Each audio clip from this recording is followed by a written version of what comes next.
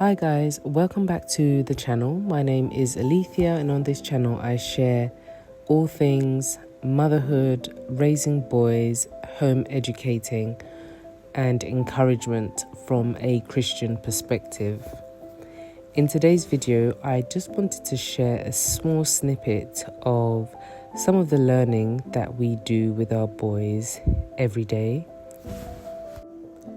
Our boys are currently 5, 3, and 1, and we do a lot of the book kind of formal lessons with our 5 and 3-year-old.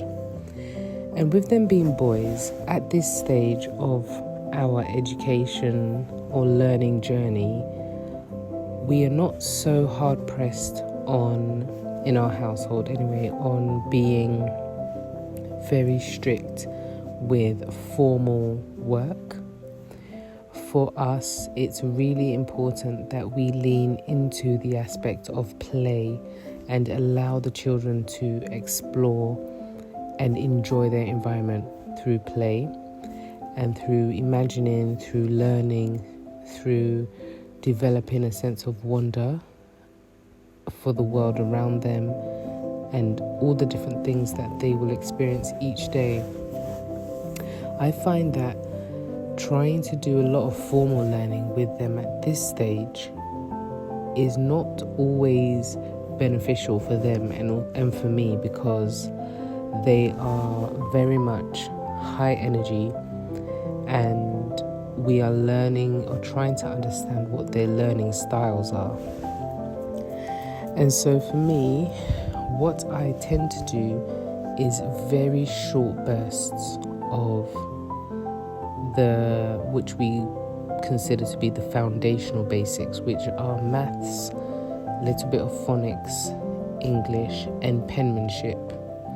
And so here is my middle child. He is doing a maths workbook, but he's also incorporating penmanship in it because he is tracing out the letters, he's tracing out the numbers, in addition to doing his counting, his addition and subtraction. So we're covering quite a few bases just in this workbook alone. But on this day, on most days, what I try to do is work with each boy individually, and we set a 30-minute timer, as you can see there in the background. I think I will pan into that at some point so you can see the timer, but I have a 30-minute timer to work with each boy through 1 or 2 pages, or sometimes 3 or 4, depending on how quickly they understand the concepts and we work through it. I spend 30 minutes with one of them, whilst the other is usually doing some sort of hands-on activity, whether it's a puzzle, it's working with and playing with Legos, it's playing with their cars, or whatever they want to play with at that time. And being able to work one-on-one with them allows me to let them go at their pace and feel as though they have mummy all to themselves. My middle born absolutely loves that. He actually is quite keen on bookwork, more so than my firstborn, and so we tend to whiz through quite a bit with him. But we still stick to 30 minutes because at this stage I don't want to overwhelm them with academia right now. Right now it's about allowing them to grasp concepts and lead, as well as the passion and the interest grows within them. And for me, it's also about just being able to touch certain topics with them. Here I am panning into the timer so you can get a better, closer look at what it looks like. But yes, so with the work that they do, I'm helping them understand what the question is, what the concept is, and then they have to answer the questions, or if they get stuck, then I'm there to help them. I sit with them throughout the whole 30 minutes because they need that supervision and that encouragement and that support, and it seems to work really well. With them being boys, they are very much drawn to more physical activities, hands-on play, and are very much kinesthetic learners. And so my vision for learning for them is to make it as dynamic as possible. Of course, we still need to pull in on the key foundational things because we want them to know how to read, write, and do basic arithmetic.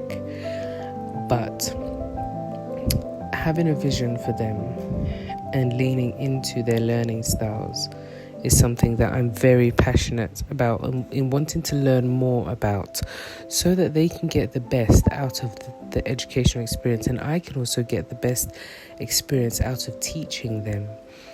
You know, as mentors, parents, or teachers, we need to have a vision for the importance of our role as we teach our children. And I think it's essential in understanding that acceptance, affirmation, encouragement, and principles of love are really the gasoline that fuels the engine of their response to us when we're trying to teach them. And that's something that I'm trying to do more of, being generous, unconditionally accepting them in the way that their brain is wired and how they process information, good and challenging ways. And just trying to exercise love in the form of words of encouragement, affirmation, respect, appreciation for them, verbalizing, how proud we are of them, and just allowing them to know that they are unique and that their learning style God has placed in them for us to nurture and to bring it out of them. One of the beautiful things about home education is that you get to have that one-on-one time with your child. And so when you think about drawing close to them in their learning, it's important to remember that being loved specifically and intentionally adds to the experience. It not only bolsters and encourages our well-being, but it gives us wings.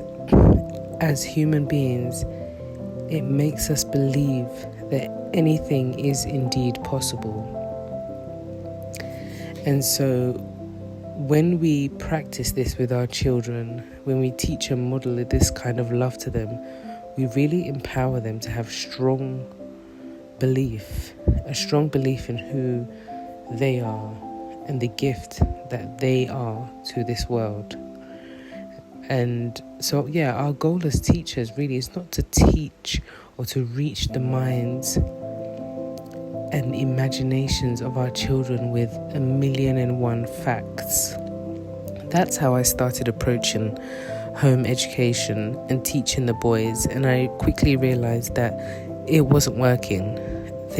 They weren't taking the information in, they were resisting, and I was pushing, they were pulling. It was a very difficult, tight experience for us all. And I realized that I had to loosen the reins and ask God to give me the wisdom to be able to reach their hearts. So yes, our goal as teachers is not just to reach the minds and their imaginations with facts and ideas, but to actually find creative ways to speak forward into their soul and give them vision to nurture what is within them, so that they have the belief that they can carry great capacity. They can do hard things. They can achieve great things. They are a person of value and importance in this world. And that's something that I'm really aware of at the moment, and I really try to lead in our learning experience. When we lead with love and an awareness and a verbalization that we accept them for who they are, this love and affection really opens a child's heart and gives them a willingness to listen and to pay attention to the knowledge and the values that we want to pass on to them. And so it's building that relationship with them first before the academia. And often we do it the other way around. We get so hung up, as I started this journey, just getting so hung up on the books, when I just thought to myself, the books without relationship to the work that they're doing and without relationship to me as their mentor and teacher and mother is just empty. We want them to build a lifelong love and curiosity and wonder for learning, and for that to not just end when they finish formal education. And so in order for them to have that outlook, our approach or their initial experiences with education have got to be different. It has got to be different. And I'm deeply challenged in this area to encourage them. We do some formal things. As you can see in the video, we've got a lot of CGP books that we use.